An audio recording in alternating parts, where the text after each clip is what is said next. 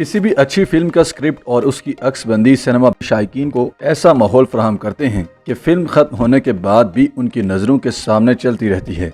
ऐसी ही एक फिल्म कमली भी है जिसको देखने से शायकीन सोहनी माहिवाल और हीर रांझा को याद करने लगते हैं। सबा कमर की फिल्म कमली की मरकजी कहानी का ख्याल इंतहाई सादा है, शायद इतना सादा कि किसी और पाकिस्तानी डायरेक्टर के लिए इस पर 2 घंटे की फिल्म बनाना बहुत मुश्किल साबित हो। लेकिन सरमद खोसट ने फातिमा सत्तार की लिखी हुई इस सादा सी कहानी पर मबनी स्क्रीन प्ले को इंतहाई महारत से एक मुकम्मल फिल्म की शक्ल दे दी है। फिल्म की कहानी हिना के किरदार के गिर्द घूमती है जो एक बेनाम वादी के एक घर में अपनी अंधी नंद सकीना के साथ बज़ाहिर एक आम सी जिंदगी गुजार रही है।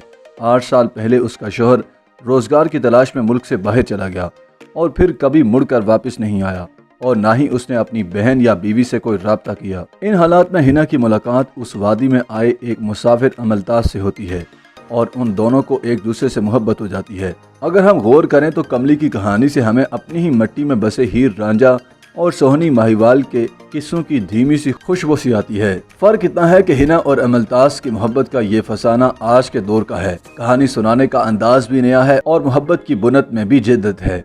कमली के रिलीज से पहले होने वाली प्रमोशंस के दौरान सबा कमर ने एक प्रेस कॉन्फ्रेंस में यह शिकवा किया कि कुछ लोगों के मुताबिक वो एक ही तरह के किरदार अदा कर सकती हैं।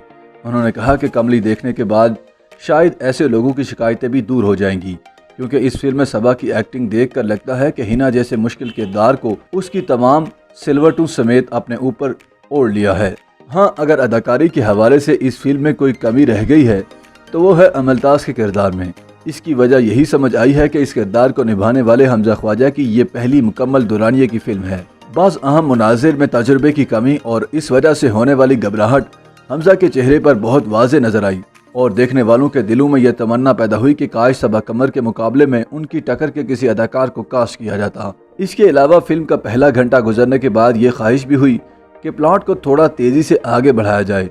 शायद सरमद और फातिमा को भी इस चीज़ का एहसास हो गया था और इसीलिए इंटरमिशन के बाद कमली ने रफ्तार पकड़ना शुरू की और फिर अचानक ही कहानी ने एक नया और दिलचस्प मोड़ ले लिया। सिर्फ 5 मरकजी किरदारों पर मबनी कमली की इस जादुई दुनिया को बनाने और उसमें शायकीन की दिलचस्पी बरकरार रखने में इस फिल्म के director of autography Awais Gauhar और म्यूजिक प्रोड्यूसर साद सुल्तान के किरदार भी बहुत अहम हैं। वादी सोन के पहाड़ों में हिना की कहानी के कुछ फ्रेम्स ने तो अपनी खूबसूरत सादगी की वजह से चेहरे पर एक बेसाख्ता मुस्कुराहट छोड़ दी। ऐसी सादगी यकीनन कहानी की मुकम्मल समझ और अपने फन पर पूरे एतमाद से ही आती है। मारूफ अदाकार इरफान खोसट के साहबजादे सरमद ने तख्लीकी और तकनीकी एतबार से हकीकी मानों में इस कहानी के साथ इंसाफ किया। इसकी वजह शायद ये भी है कि सरमद खोसट का शुमार उन चंद पाकिस्तानी फिल्मसाजों में होता है जो हमेशा अपनी मर्जी की फिल्म बनाने का खतरा मोल लेते हैं और फिर उस फिल्म के स्क्रिप्ट को पूरा वक्त और पूरी तवज्जो देते हैं। फार्मूला फिल्में तो बनती रहती हैं, लेकिन इनमें से अक्सरियत के फार्मूले अब नाकाम साबित हो चुके हैं,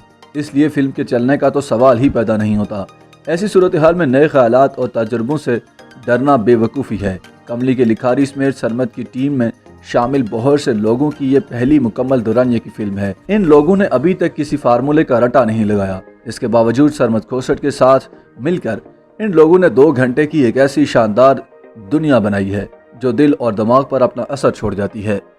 YouTube पर गूगली एंटरटेनमेंट देखने के लिए youtube.com की सर्च बार में गूगली एंटरटेनमेंट टाइप करें। गूगली एंटरटेनमेंट के पेज पर सुर्ख रंग के सब्सक्रिप्शन वाले बटन पर क्लिक करना ना भूलिए। YouTube पेज पर अपलोड होने वाली वीडियो से बाखबर रहने के लिए बेल आइकॉन पर क्लिक कीजिए। आपको हर नई वीडियो के बारे में नोटिफिकेशन मौसूल हो जाएगा।